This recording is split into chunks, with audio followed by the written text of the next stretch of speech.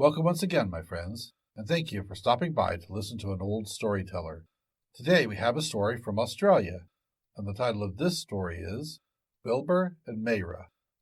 Bilber, the soft furry sandhill rat, was once a man and lived in a camp with Mayrah the wind for a mate. Mayrah was a strange Moliere for a man. He was invisible. He could hold conversations with Bilber, but as much as he desired it, Bilber could never see him. One day he said to Mayrah, "Why do you not become like me, that I might see you?" "I can see you," said Mayrah.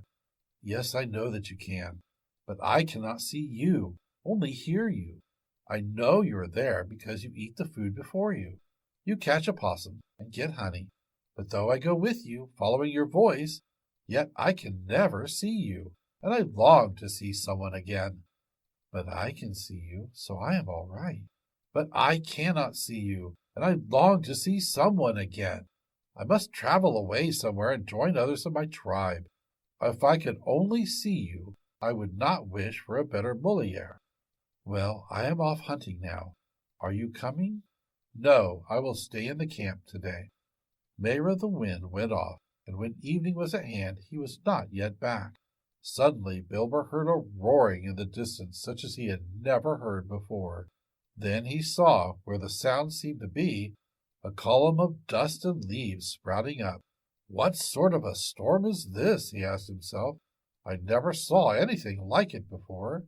I will go up to the sand ridge behind our camp and make a hole in the soft ground, into which I will get, so that the storm cannot take me away in its fury."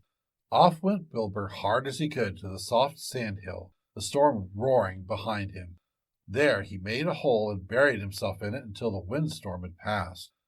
Up came the wind, tearing on to the ridge, whirling round the camp, sending the bark and boughs flying about.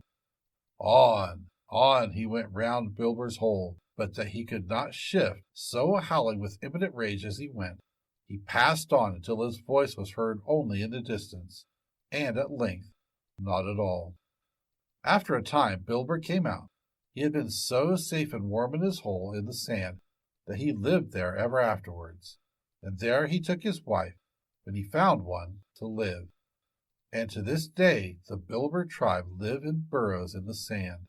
They still hear the voice of the old Bilber's mate, but never see his face, nor do they hear him speak any longer their language as of old.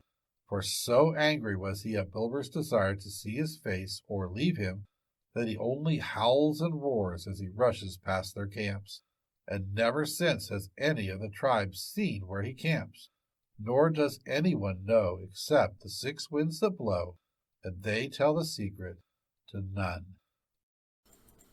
Thank you once again for listening to this story.